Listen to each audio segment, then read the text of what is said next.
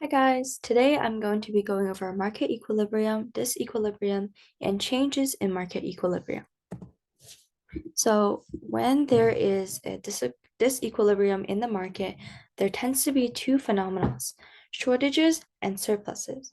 So when the price of a good increases, there tends to be more consumers that want to buy the product, but fewer producers would want to produce at that price since they would make less money because of the decrease in price level. So we have more quantity demanded than quantity supplied. And the opposite phenomena is surplus. That's when the prices are really high so that suppliers want to produce more, but consumers wouldn't want to buy as much of the good because now they're more expensive. So now we have more quantity supplied than quantity demanded. And this leads to a surplus. So how do we show this on our graph? You always want to draw a basic supply and demand graph first. I'm just going to draw a really simple one. And then just draw the original equilibrium price. I like to do a subscore E, but you can do P sub 1 or Q sub 1. It doesn't matter, as long as you show the change. So the change, you think about if it affects supply or demand. So think the shifters of supply and the shifters of demand. So for example, like taste and preferences for demand or production cost for supply. And then you draw the change, you label the new equilibrium. You would label it Q1 or Q2, just depending on what you use for equilibrium. And you look at the graph and you analyze, does price increase or decrease, or does quantity increase or decrease? So let's look at this. Let me clear the graph. Let's look at this in the hamburgers industry. So our first phenomena is we have new grilling technology that cuts production time in half. So this would aid supply, right? Because now they can supply more with the new technology in half the amount of time. So supply shifts right, and you see that quantity increases and price decreases. All right. Remember that we are in the hamburger market, okay? So chicken sandwiches are a substitute, which means that people either buy hamburger or chicken sandwiches. And if the price of chicken sandwiches go up, then people buy more hamburgers, right? Because they're substitutes.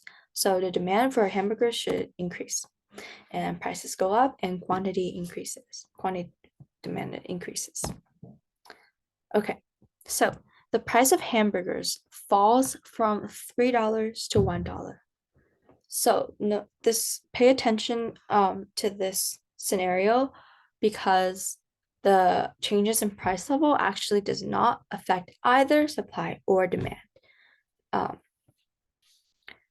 So you will see that neither of the curve shifts. This is because it's the change in merely the price level, and it's not either shifter of supply and demand, like future expectations or cost of resources or things like that. It's merely change in price level. This just means that this good is less expensive. So thus, we would have a shortage because consumers want more of it, while producers would want to produce less of it, right? So as you can see, our quantity demanded is way more than quantity supply, and this causes a shortage. And if we have values, let's say $5 is the equilibrium. Oh, actually, they do give you the price. $3 right here. And $1 is now the new price.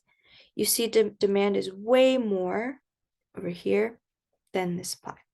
And let's say originally people wanted to buy 3 hamburgers. And quantity demanded is now 5, supplied is now 1.